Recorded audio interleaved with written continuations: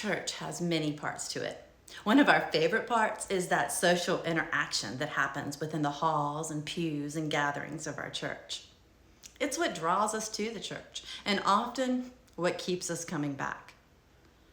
But we haven't been able to have that connection, and it's been difficult for all of us.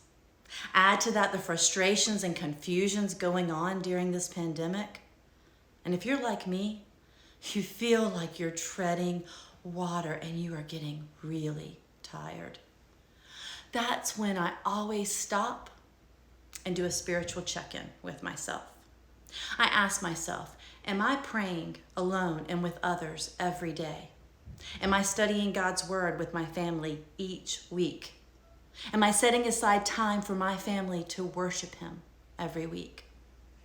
In times like this, when we're treading water and so frustrated, these vital parts of our Christian life often become the parts that we're so quick to let go. We rely on the church to keep us accountable to that because it's part of our weekly routine. Every Sunday, we go to church. Bible study, check. Pray, check. Worship, check. But now that routine's been taken away, and we're having to seek out ways to worship, study, and pray together outside of those events. It's not a new problem. People throughout history have had to seek out their own ways to worship, pray, and study God's word. People around the world still do. But for us, it's new, and it makes me frustrated. However, I know as we connect with God in those ways, that frustration shifts.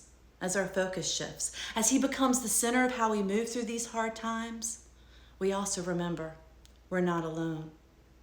It is vital for our spiritual, emotional, and physical health to weekly spend time with God. We need to remember those aspects of our relationship with God first. The wonderful part about God is that He doesn't require us to show up in a designated place. These are things we can do with the unlimited resources we've been given. And this fall, our church staff is going to help you by giving you many, many resources in every way we possibly can. My hope is that you will find the time each week for you and your family to set aside time for God. In all of this, your relationship with God is the most important. Seek Him out, and I promise He'll be there waiting to help you through it. This Sunday, we're going to send out our announcement that states all of the wonderful fall programming we have for you. Keep a lookout for it. And in the meantime, set aside a few minutes for God right now.